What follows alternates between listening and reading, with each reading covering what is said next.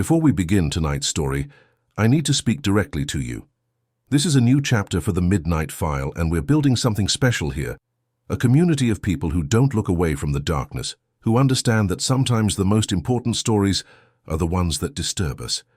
We're aiming for our first 100 subscribers, and if you're here, listening to my voice right now, you're part of that foundation. So I'm asking you, hit that subscribe button. Give us a like. Let's reach 50 likes on this video. It would mean the world. And leave a comment telling me where in the world you're watching from. I want to know how far these stories travel, how many midnight listeners are out there in the dark with me. Now, a warning. What I'm about to tell you is true. Every word. This isn't fiction, isn't speculation, isn't some urban legend whispered around campfires. This happened. And because it happened, because the details are so disturbing, I'll be omitting certain specifics to comply with content guidelines. But make no mistake, what I leave out, your imagination will fill in, and that might be worse. This is the story of a man who walked among ordinary people for over a decade, while committing acts so horrific that even now, more than 30 years later, investigators who worked the case refuse to speak about what they saw. But it's also the story of a system, a vast ideological machine called the Soviet Union, that denied his very existence, that insisted such evil was impossible within its borders, and that allowed him to continue, victim after victim, while innocent people were executed in his place. They called him the Butcher of Rostov, the Red Ripper, the Rostov Ripper. His real name was Andrei Romanovich Chikatilo, and by the time they stopped him, at least 52 people were gone, most of them children. So settle in. Turn down the lights. Because this particular file doesn't close cleanly. It doesn't offer comfort. What it offers is a glimpse into the darkest corners of human nature and the institutional machinery that sometimes protects monsters instead of hunting them. Let's open the file. Picture, if you will, a railway station in the Soviet Union in the early 1980s. Rostov-on-Don, to be specific, an industrial city in southern Russia, where winter comes early and stays late, where the forests surrounding the urban sprawl are dense and dark, where people keep their heads down and their business to themselves. It's late afternoon. The light is failing.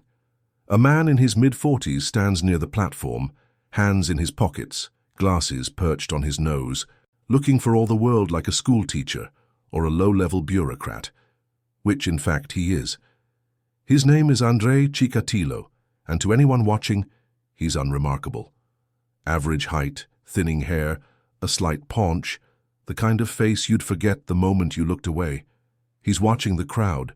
Specifically, he's watching the vulnerable ones, the children traveling alone, the runaways, the young people who look lost or uncertain. He's patient. He's done this before. He knows exactly what he's looking for. When he spots his target, let's say a teenage boy, traveling alone, looking confused about which bus to take, Chikatilo approaches with a gentle smile. He's helpful, avuncular. He's a teacher, after all, and he has that natural authority, that trustworthy demeanor. He offers assistance. He knows a shortcut through the woods. He has candy or food or perhaps money for the bus fare. Just come with him for a moment. And the boy, because he's been taught to respect adults, because Chikatilo looks so ordinary, so harmless, follows him into the trees. What happens next in those forests? I won't detail it for you. I can't. But I can tell you that when Chikatilo emerged from those woods hours later, he was alone, and somewhere behind him, hidden beneath leaves and branches, was a body that would take weeks or months to discover, if it was discovered at all.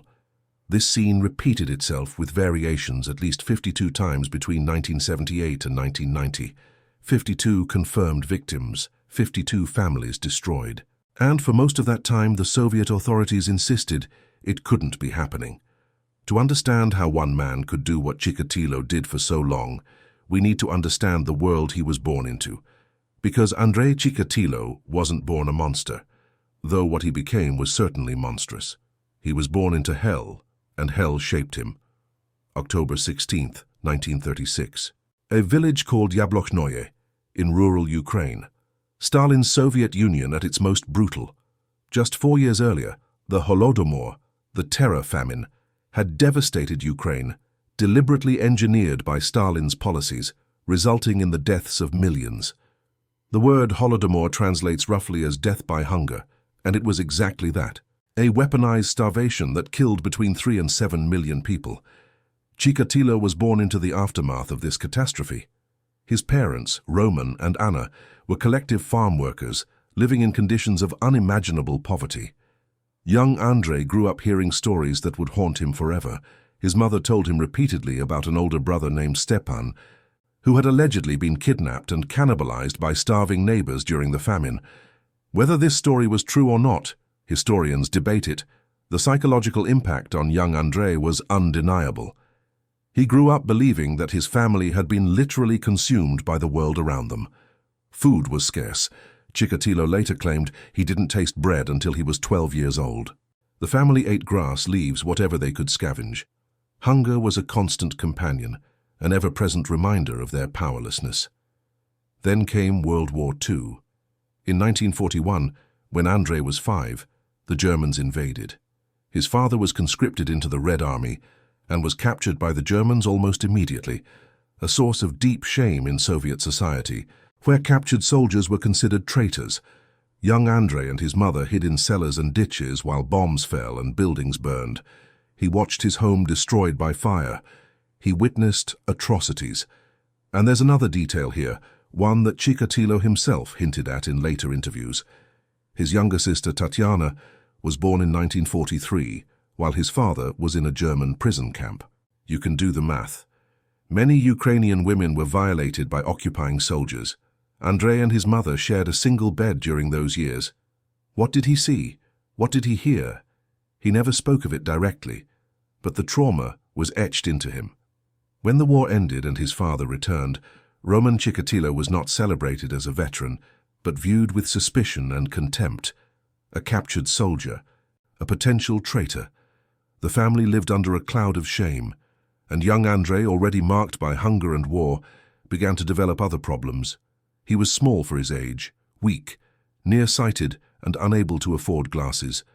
He wet the bed well into his teenage years, a condition called enuresis, and his mother allegedly beat him for it, humiliating him in front of his sister.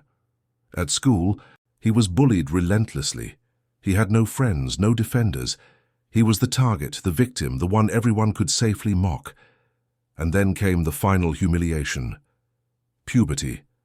Andrei Chikatilo discovered, to his horror, that he was impotent. He could not achieve or maintain an erection. In a society where masculinity was equated with sexual prowess, where men were expected to be strong, virile, dominant, this was catastrophic.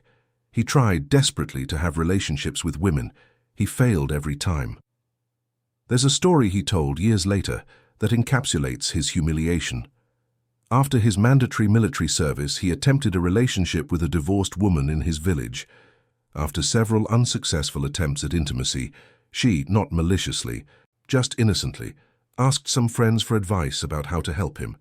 Word spread. Soon the entire village knew that Andrei Chikatilo couldn't perform. He became a laughingstock. Girls would whisper and giggle when he walked past. Boys would make crude jokes. In a 1993 interview, Chikatilo recalled, "Girls were going behind my back whispering that I was impotent. I was so ashamed. I tried to hang myself. My mother and some young neighbors pulled me out of the noose. He tried to end his life rather than live with the shame. But he didn't die. He survived. And somewhere in that survival, something broke inside him." In 1963, Chikatilo's younger sister arranged for him to meet a woman named Feodosia Odnokortseva. It was essentially an arranged marriage, born of desperation. Feodosia was told, presumably, about Andrei's condition. They married anyway. The marriage was unusual, to say the least.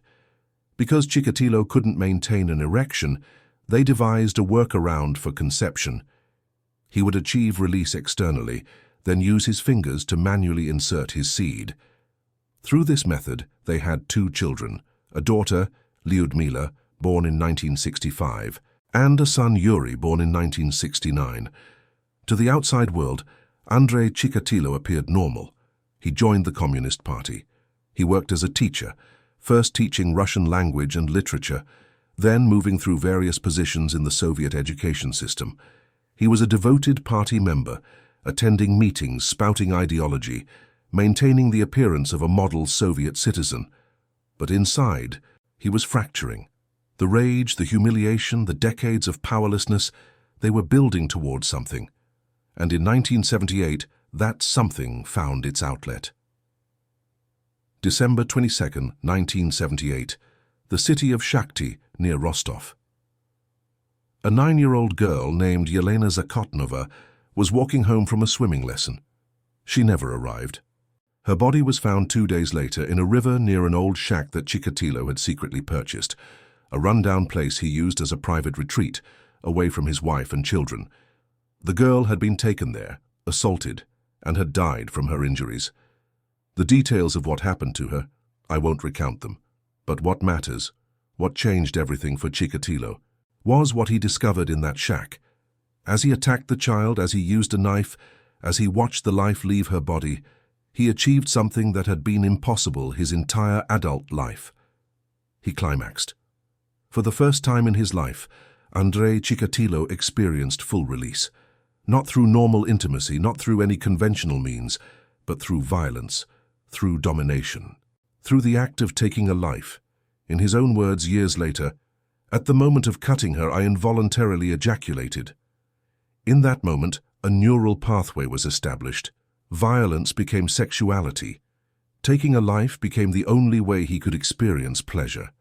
And from that point forward, Andrei Chikatilo was enslaved to a compulsion that would grow exponentially in frequency and intensity. He had discovered his true self, and that self was monstrous. Now here's where the story becomes not just a tale of individual evil, but of systemic failure on a massive scale. Because the Soviet authorities investigated Yelena Zakotnova's death, they collected evidence, they even identified a suspect. But the suspect they identified wasn't Chikatilo. His name was Alexander Kravchenko, a 25-year-old man with a previous conviction for a different offense. Despite having a solid alibi, he was at home with his wife and friends, confirmed by multiple neighbors. Kravchenko was arrested, interrogated brutally, and forced to confess. In 1979, Alexander Kravchenko was tried, convicted, and executed by firing squad for a crime he didn't commit. Chikatilo, meanwhile, remained free. Why?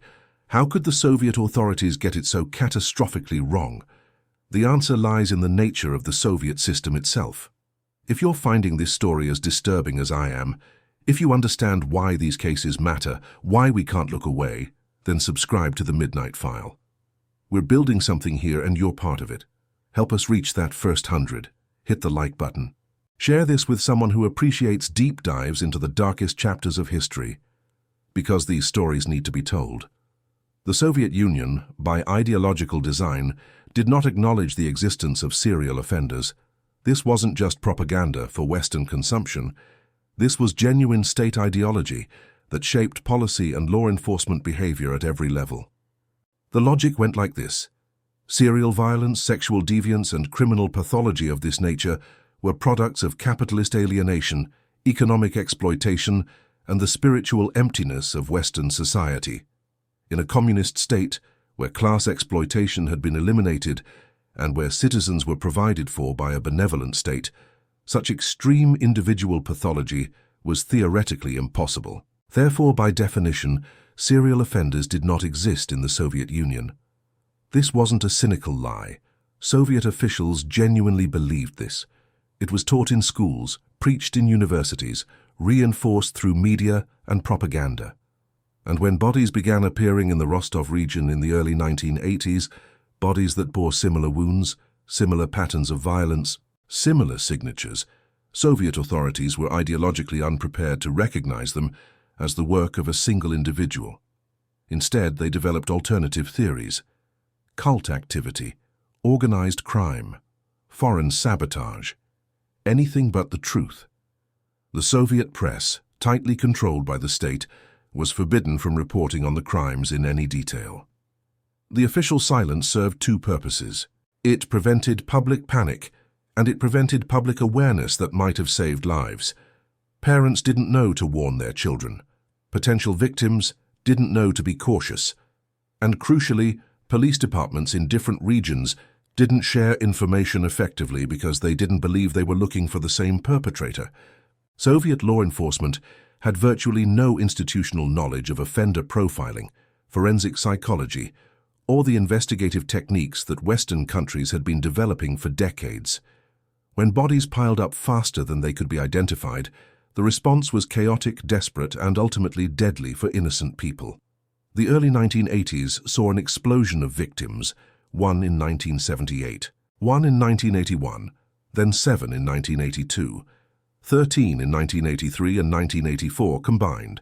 The pattern was clear to anyone willing to see it, but the Soviet system wasn't willing. Chikatilo had refined his methodology. He haunted railway stations, bus depots, and public spaces where vulnerable people congregated. His victims were runaways, children traveling alone, individuals engaged in activities that placed them outside mainstream society, and those who wouldn't be immediately missed. He was particularly drawn to those who were lost, confused, or desperate, people who would accept help from a seemingly kind stranger. He would lure them with offers of food, money, shelter, or simply assistance finding their way. Once isolated in the forests surrounding Rostov, Shakhty, and other cities, he would attack. The level of violence was extreme. Many victims suffered dozens of wounds. There was mutilation. There was removal of organs. There were acts I cannot and will not describe here. One detail I can mention, because it speaks to Chikatilo's psychology, he frequently removed the eyes of his victims. When asked why, he cited a superstition, that the retinas of the deceased retain the image of the final thing they saw. He believed that if police examined the eyes, they might see his face reflected there, captured in death. So he destroyed the eyes. It's medieval thinking, superstitious, irrational. But it reveals the mindset of a man living between worlds, educated enough to hold down a professional job, yet primitive enough to believe in folk magic about death images. By 1984, the body count was impossible to ignore. Something had to be done. The Soviet authorities, pressured by the scale of the crisis, launched a massive operation. They flooded the Rostov region with police. They conducted surveillance at train stations. They stopped and questioned thousands of men. And in September 1984, they caught Andrei Chikatilo. An officer observed him at a bus station in Rostov, acting suspiciously, trying to engage young women and girls in conversation. When Chikatilo left the station and walked toward a wooded area, the officer followed. When Chikatilo emerged from the woods, there was blood on his hands and clothing. He was carrying a rope, a knife, and a jar of lubricant. The officer arrested him. Finally, after 6 years and dozens of victims, the authorities had their man. Except they didn't believe it. Here's where the story becomes almost unbearably frustrating, because while Chikatilo was in custody, investigators did everything right. They collected samples, blood, saliva, other biological evidence. They compared them to evidence collected from crime scenes, and they found a problem. Samples recovered from several victims showed AB blood type, but when they tested Chikatilo's blood, it came back as type A. The investigators faced a choice: trust the forensic evidence, or trust their instincts and the circumstantial case against Chikatilo. They chose the forensics. In December 1984, after just 3 months in custody, Andrei Chikatilo was released. What the investigators didn't know, what Soviet forensic science apparently didn't understand at the time, was that approximately 20% of people are non-secretors, meaning their blood type in bodily fluids differs from their blood type in their bloodstream. Chikatilo was one of these individuals. His blood was type A, but his other fluids were type AB. This single gap in forensic knowledge allowed him to walk free. And over the next 6 years, at least 21 more people died. 21 lives that could have been saved if Soviet forensic science had been more advanced. If ideology hadn't prevented the development of modern investigative techniques. If the system had valued truth over doctrine. While Chikatilo continued his crimes, the investigation lurched forward in increasingly desperate directions. Under immense pressure to solve the cases, Soviet police began making arrests. Lots of arrests. They needed to show results, to prove they were doing something, to satisfy political leadership that demanded answers. And when you need answers and don't have real suspects, you manufacture them. We already discussed Alexander Kravchenko, executed in 1979 for Chikatilo's first crime. But he wasn't the only innocent victim of this investigation. At least 3 other men were wrongfully convicted of crimes Chikatilo committed. Several more were arrested, interrogated brutally, and released when they couldn't be broken. Some of these men took their own lives rather than face continued persecution. The investigation also took a dark turn toward a marginalized community. Investigators, operating under flawed assumptions about the nature of the crimes, became convinced that the perpetrator must be homosexual. This belief, rooted in prejudice rather than evidence, led to a campaign of harassment against gay men in the Rostov region. Homosexuality was illegal in the Soviet Union, classified as a mental illness and a crime against nature. Gay men lived in constant fear of exposure, arrest, and imprisonment. When the investigation focused on them as potential suspects, several were arrested, interrogated using brutal methods, and publicly humiliated. At least 2 took their own lives during this period, unable to bear the persecution.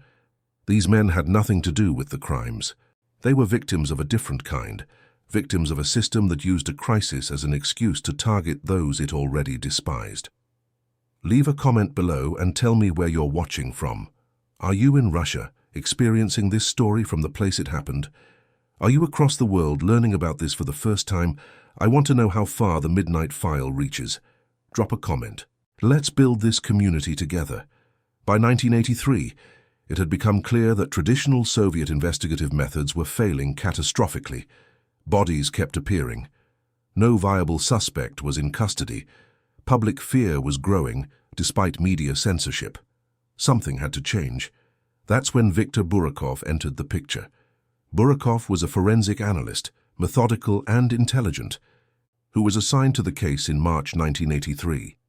Unlike many of his colleagues, Burakov came to believe, heretically, that a single perpetrator was responsible for all these crimes. This put him at odds with his superiors, who still clung to the ideological impossibility of a Soviet serial offender. But Burakov persisted, and in doing so, he made a decision that would ultimately crack the case. He consulted with a psychiatrist. His name was Alexander Bukhanovsky, and he was as unconventional as they come in the Soviet context. Bukhanovsky had studied sexual disorders at a time when such research was considered bourgeois decadence. He had even pioneered gender reassignment procedures in the Soviet Union, making him a controversial figure in medical circles. But he understood the human mind in ways that few Soviet doctors did. Burakov brought him the files, crime scene photographs, forensic reports, victim profiles, everything they had, and asked him to do something that had never been done in Soviet law enforcement history: create a psychological profile of the offender.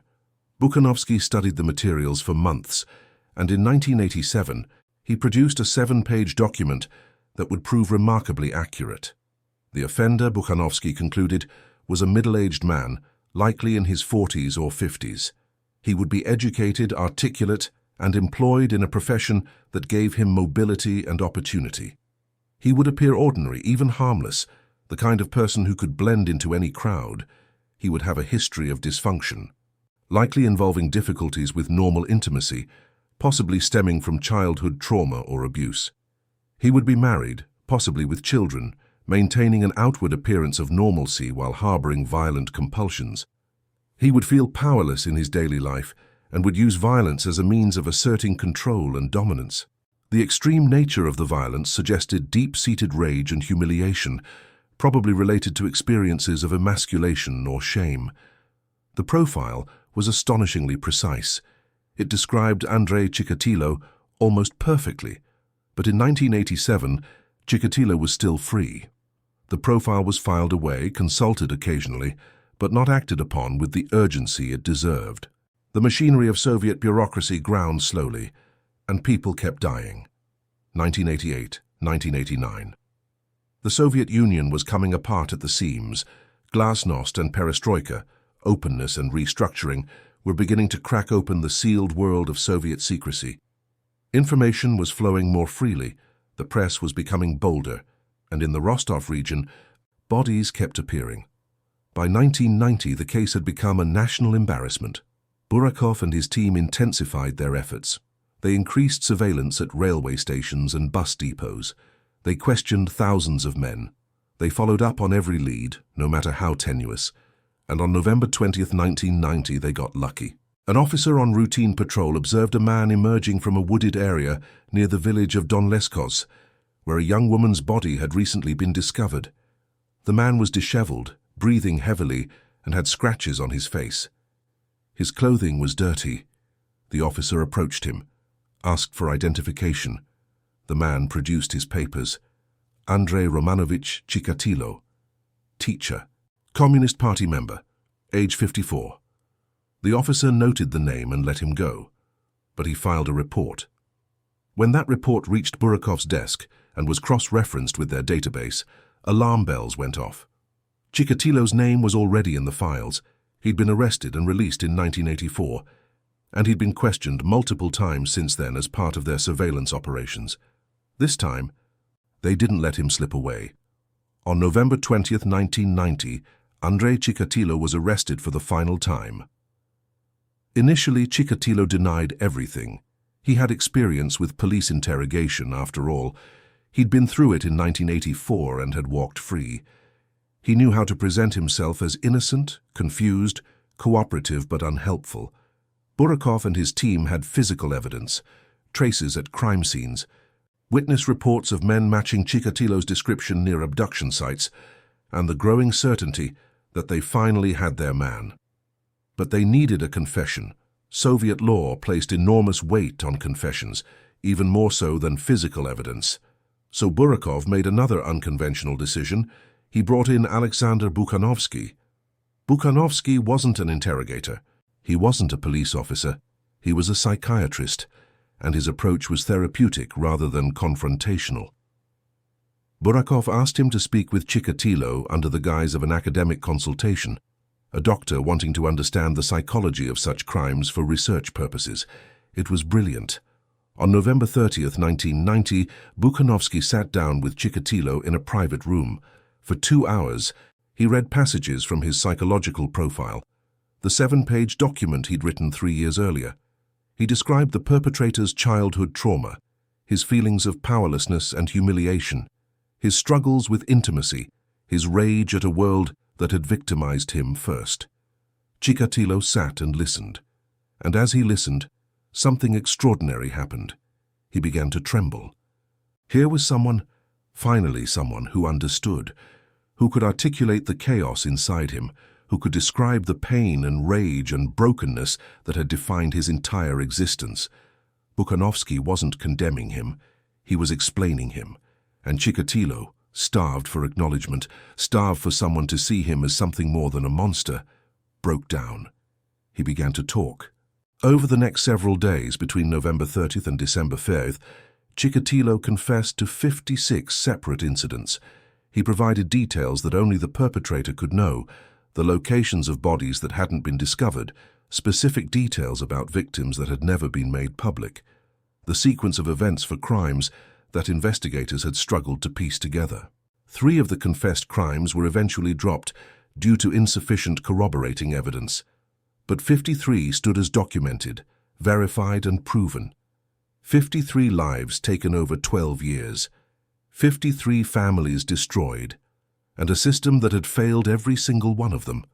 The trial began on April 14, 1992, in Rostov-on-Donu. It was unprecedented, the first Soviet criminal trial to be filmed and broadcast nationally, a spectacle that the newly forming Russian Federation used to demonstrate its break from Soviet secrecy. The courtroom was packed. Victims' families, journalists, police investigators, curious onlookers. Everyone wanted to see the man who had terrorized southern Russia for over a decade.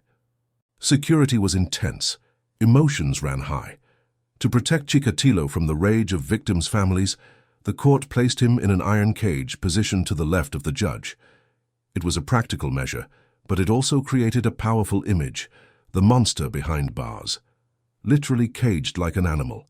Chikatilo's behavior throughout the trial was theatrical, erratic, and at times grotesque. He would sing, shout gibberish, contort his face into strange expressions.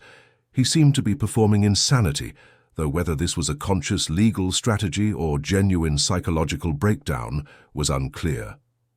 At one point, he dropped his trousers and exposed himself to the courtroom, shouting that his body was useless, broken, incapable of normal function, and therefore not responsible for what he had done.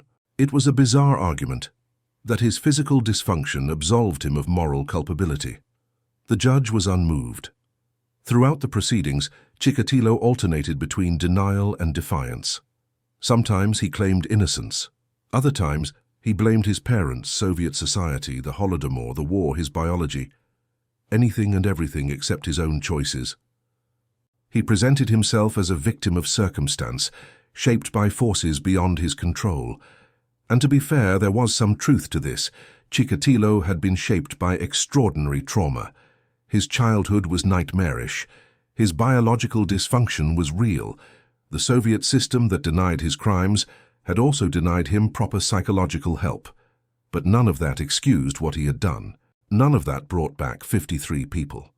Before the trial began, Chikatilo underwent psychiatric evaluation at the Serbsky Institute in Moscow, the premier psychiatric facility in the Soviet Union. Dr. Andrei Chikatilo examined him extensively and issued his findings on October 18, 1991. Chikatilo diagnosed Chikatilo with borderline personality disorder and sadism. He noted neurological abnormalities, lesions on the brain that appeared on imaging studies. He documented the history of trauma, dysfunction, and psychological fracturing. But critically, Chikatilo declared Chikatilo legally sane. This decision was controversial. Alexander Bukhanovsky, who had spent more time with Chikatilo than perhaps anyone outside his family, disagreed vehemently. Bukhanovsky argued that Chikatilo's crimes were the product of severe mental illness, neurological damage, and psychological trauma so extreme that he could not be held fully responsible in the way a healthy person could be. Bukhanovsky opposed execution on both moral and medical grounds. He believed that Chikatilo needed study, not death, that understanding what had created him might help prevent future cases, but the Russian court system, still operating under Soviet-era frameworks, made a stark determination. Chikatilo was competent to stand trial and therefore criminally responsible. The court reasoned that he had planned his crimes methodically, evaded capture through strategic thinking, and demonstrated rational self-interest, all indicators of legal sanity under Russian law. The trial lasted until August 1992. Judge Leonid Akubzhanov read the list of crimes in exhaustive detail, a litany of horror that took hours to recite, mostly drawn from Chikatilo's own confessions.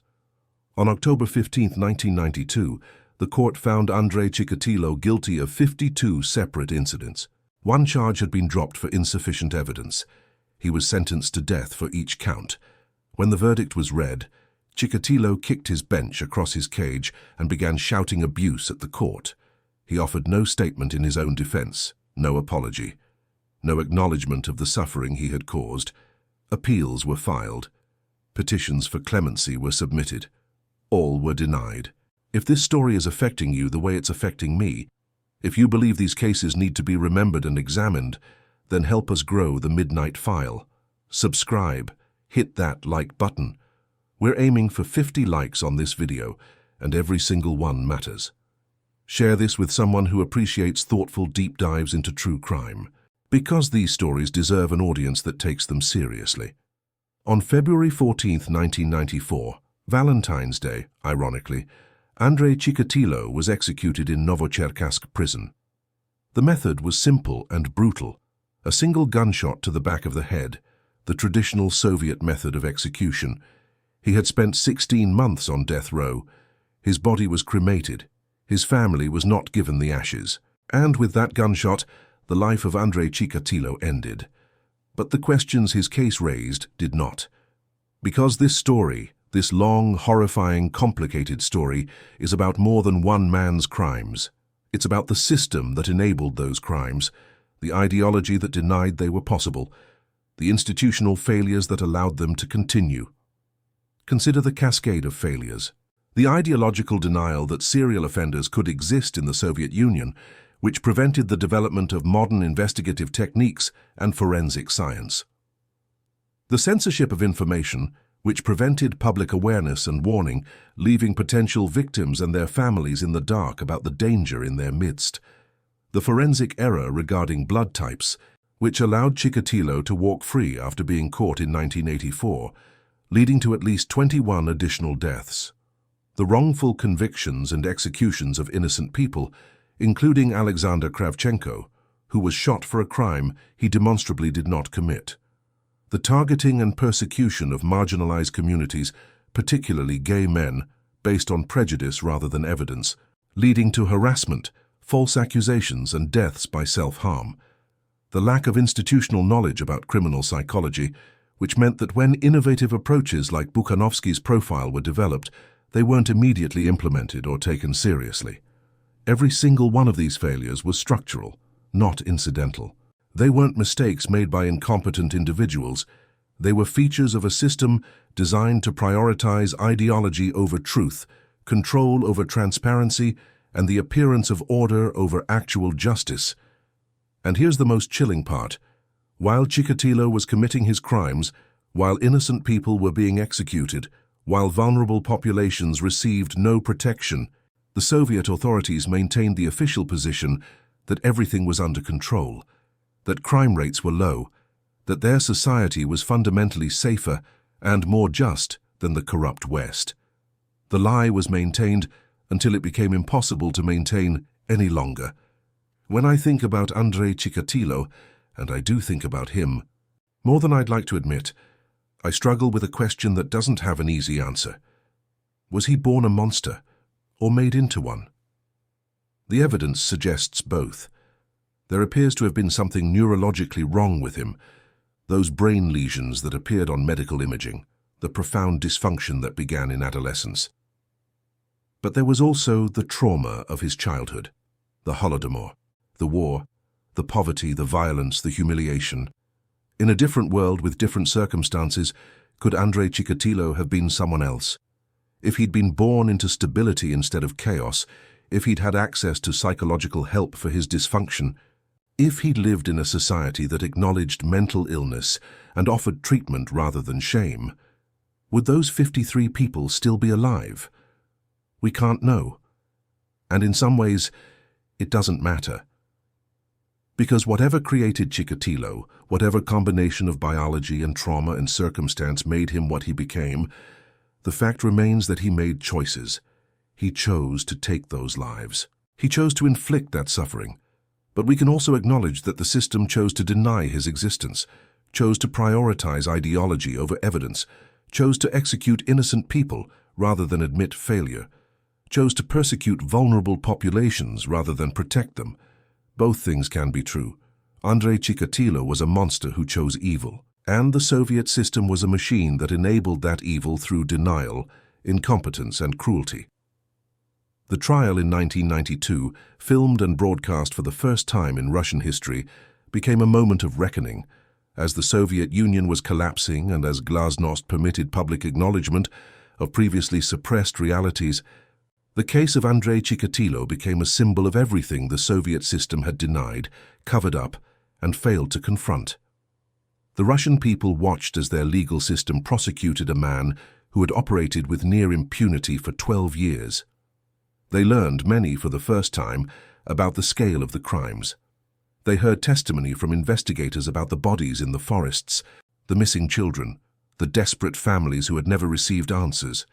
And they began to ask, how did this happen? How did our system fail so catastrophically? The answer was uncomfortable. The system had failed because it was designed to fail. It was built on the premise that certain truths could not exist, and when those truths manifested anyway, the system had no tools to address them. It could only deny, suppress, and punish the wrong people. Let me tell you about some of the victims, not all 53. I couldn't do justice to each individual story in the time we have, but a few, so that we remember they were people, not statistics. Lyubov Biryuk, 17 years old, disappeared on June 12, 1982, while traveling to see her boyfriend. Her body was found in a forest outside Rostov. She had been a good student, planning to attend university. Her mother spent the rest of her life campaigning for better protection for young women traveling alone. Igor Gudkov, 7 years old, vanished on August 9, 1983, while walking near his grandmother's house. He was the youngest confirmed victim. His mother identified him only by the clothing scraps found with his remains. She never recovered from the loss and passed away just a few years after Chikatilo's execution. Dmitry Ptashnikov, 12 years old, disappeared on July 27, 1984, from a railway station. He had been traveling to visit relatives. His father, a respected engineer, spent years writing letters to authorities demanding justice, demanding to know why his son hadn't been protected. These were children with futures, young people with dreams.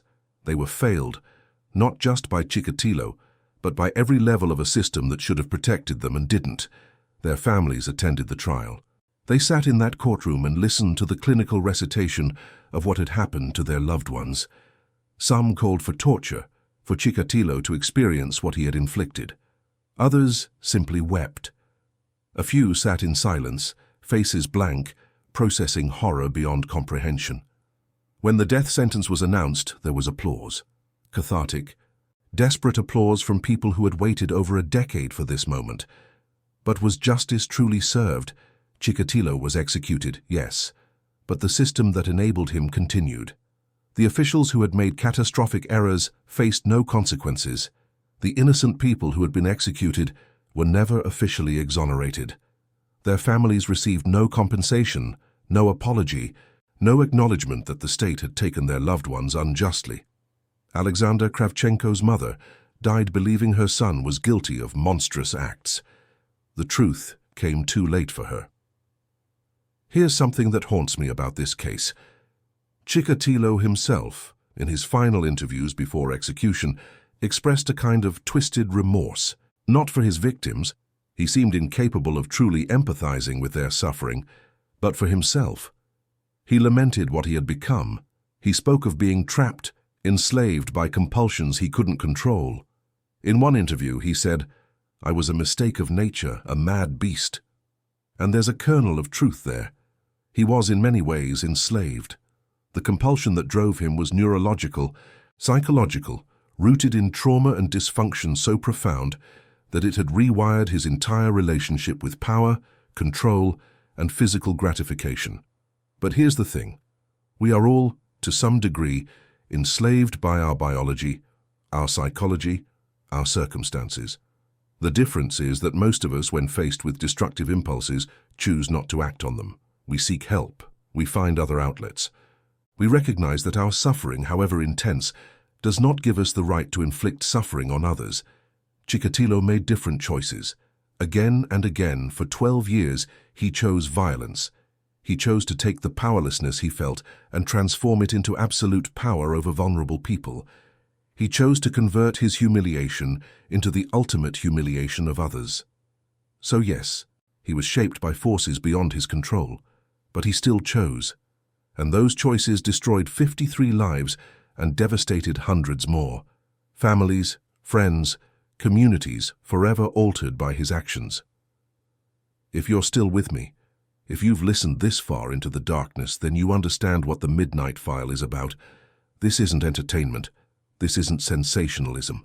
This is bearing witness to the worst of what humans can do and asking ourselves, how do we prevent this? How do we build systems that protect the vulnerable instead of abandoning them? Subscribe if you believe these questions matter. Like this video if you think these stories deserve to be remembered. And comment, tell me your thoughts, tell me where you're from.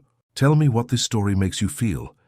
Because we're not just building a channel here, we're building a community of people who don't look away. In the years since Chikatilo's execution, scholars, psychologists, and criminologists have studied his case extensively. Books have been written, documentaries have been made. The case has become a reference point in the study of criminal psychology.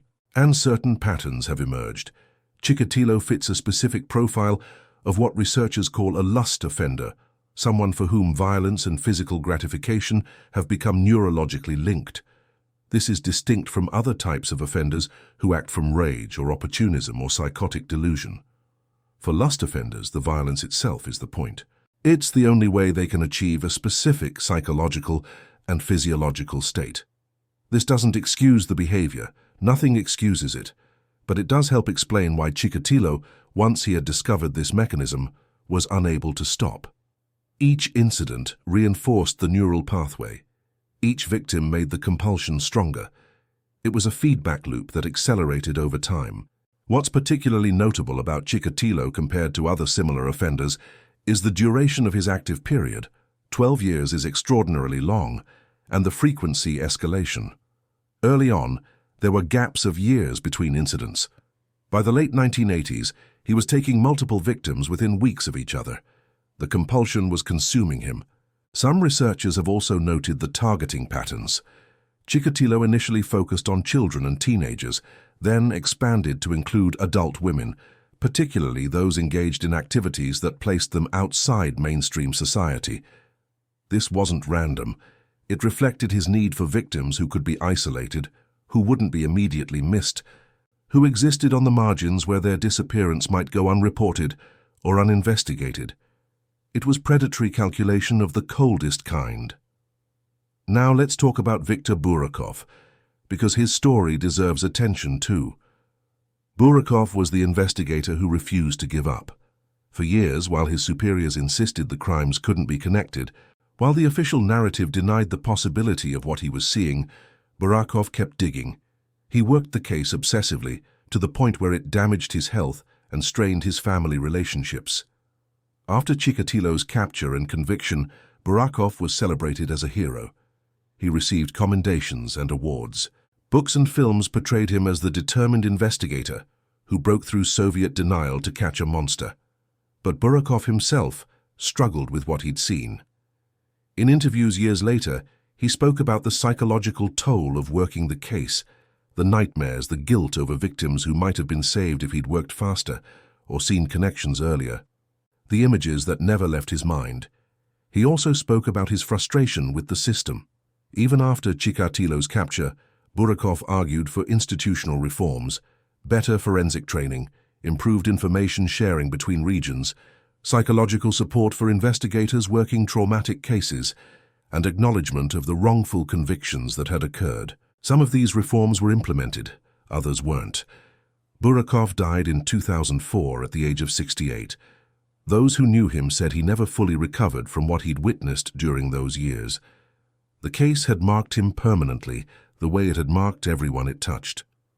And what about Alexander Bukhanovsky, the psychiatrist who created the profile and whose intervention led to Chikatilo's confession? Bukhanovsky became a controversial figure in Russian psychiatry.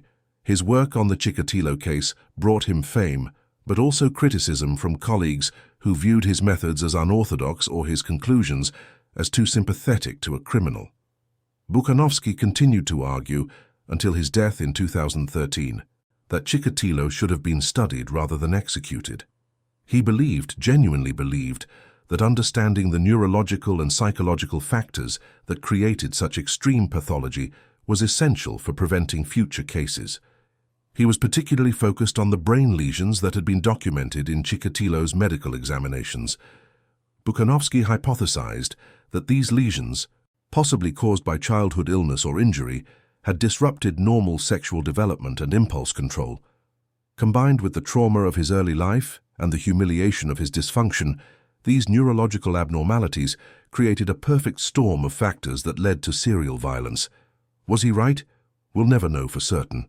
Chikatilo's brain wasn't preserved for detailed study after his execution. The opportunity to understand what had gone wrong at a biological level was lost. Bukhanovsky also spoke about the victims of the investigation itself, the wrongfully accused, the persecuted, the innocents who died because the system needed scapegoats. He argued that these people deserved recognition as victims of the same system that had enabled Chikatilo. This argument didn't win him many friends in official circles, but he kept making it anyway, because he believed it was true. Let's pause for a moment and consider the broader implications of this case. The Chikatilo investigation revealed something fundamental about the relationship between ideology and truth. When a system is built on the premise that certain facts cannot exist, that certain types of crime are impossible, that certain pathologies don't occur. It becomes incapable of responding effectively when those facts manifest anyway. The Soviet Union wasn't unique in this tendency. Every society has blind spots, areas where ideology or cultural assumptions prevent clear seeing. But the Soviet system was particularly rigid, particularly invested in maintaining certain narratives about the superiority of its social model. And when reality contradicted those narratives, the system chose denial over adaptation.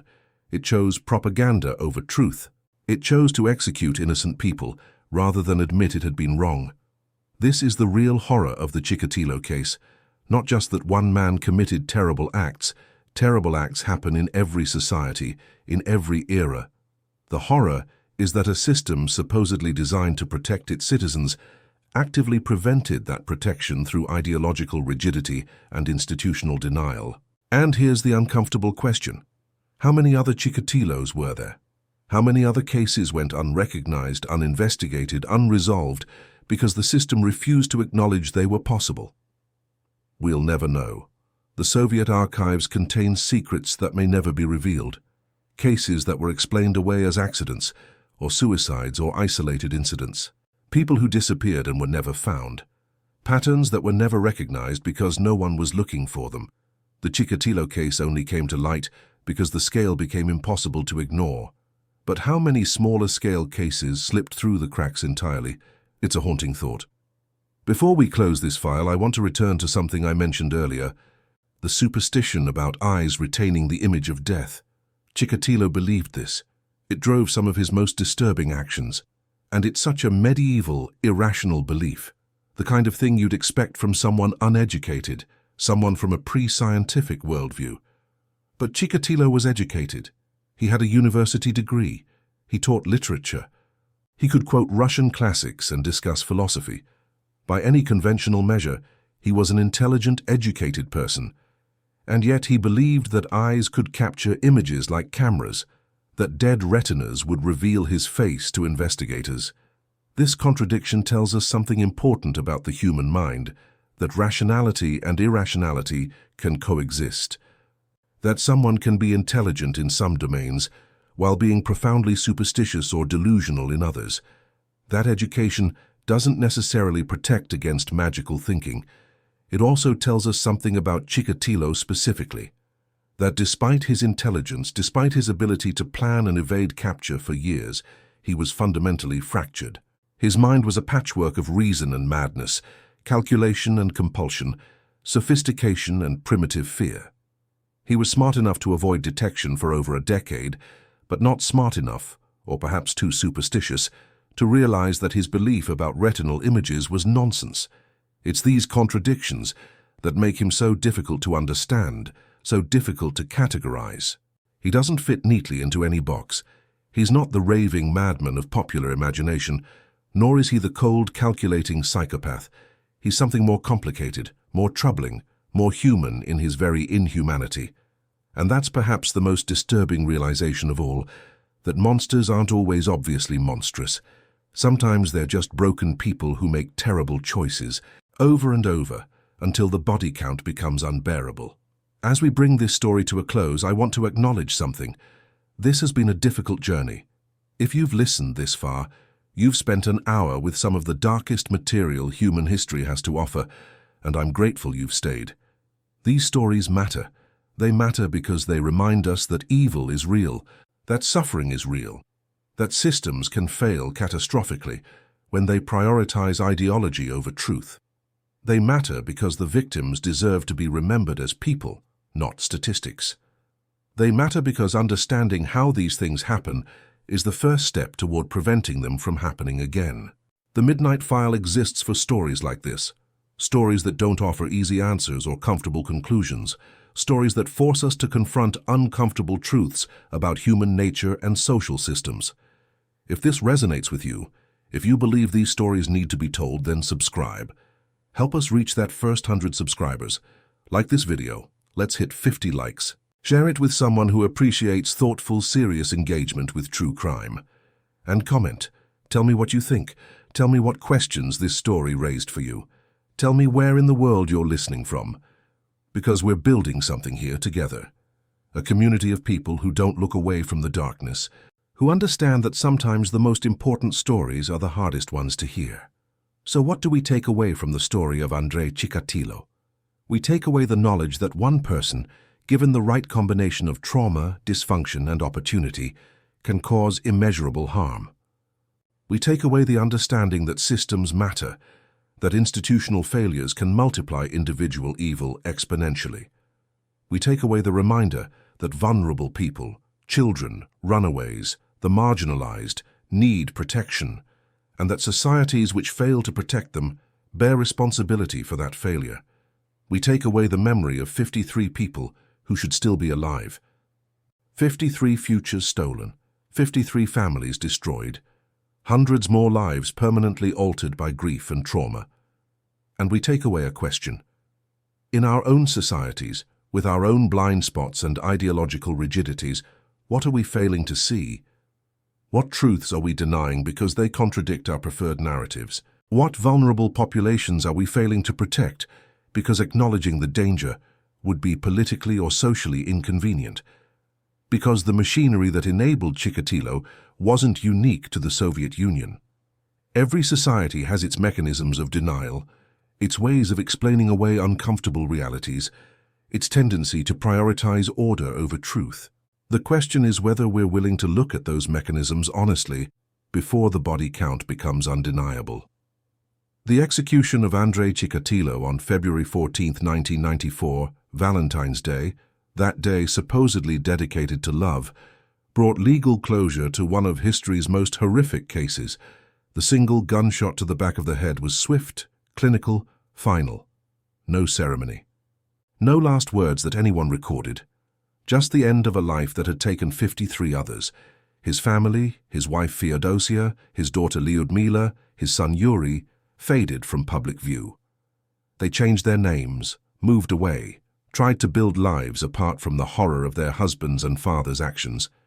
They were, in their own way, victims too, not equivalent to those who died, not worthy of the same sympathy, but damaged nonetheless by proximity to evil. Did they know? Did they suspect? These are questions that have never been satisfactorily answered.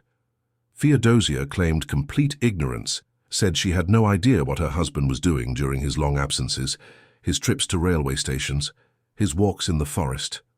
Maybe that's true. Maybe the human capacity for denial extends even to the person sleeping beside a monster.